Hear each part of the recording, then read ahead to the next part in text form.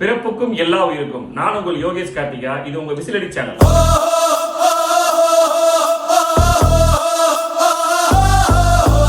நம்ம தளபதி பண்ண சம்பவங்கள் பார்ட் 4 பார்க்க போறோம். நம்ம தீய சக்தி திமுக மக்களை தப்பு கணக்கு போட்டுருச்சு. ஏதோ நல்லாட்சி கொடுத்த மாதிரியும் மக்கள் எப்ப தேர்தல் வந்தாலும் உதயசூரியன் சின்னத்துல குத்திடுவாங்கன்னு விட்டதை தொட்டதையும் காசு கொடுத்தாலும் வாங்கிடலாம் அப்படி ஒரு பகல் கடவுள இருந்தாங்க திமுக. ஆனா மக்கள் அவங்க காதலையே போய் விசில் அடிச்சு அவங்க தூக்கத்தையே கிளப்பிட்டாங்க. ரிசல்ட்டை பார்த்துருப்பீங்க. தபால் ஓட்டுல இருந்தே மக்களுக்கு திமுக எதிராக பெரிய சம்பவம் பண்ணியிருந்தாங்க. அந்த கடுப்புல இருக்கிற திமுக தளபதி நின்னா குத்தம், என்ன நடக்கிறாரு, என்ன இப்படி நடக்கிறாரு, என்ன இப்படி உட்கார்றாரு அப்படின்னு எதுக்கெடுத்தாலும் விமர்சனம் பண்றதுல சாவடிக்கிறாங்க. இப்படி ஒரு சில்லியான விமர்சனம் என்ன தெரியுமா?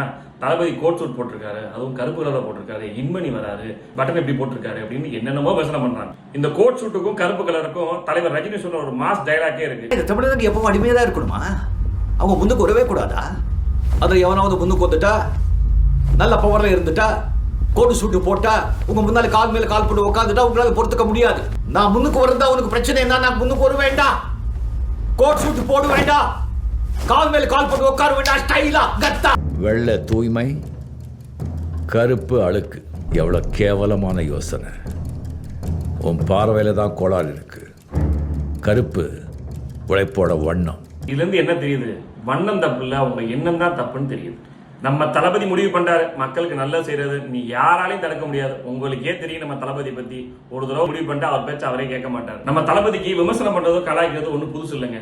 சினிமா காலத்திலயும் சரி, அரசியல் வந்ததுக்கும் சரி, விமர்சனம் பண்ணவங்க விமர்சனம் பண்ணிட்டே தான் இருக்காங்க.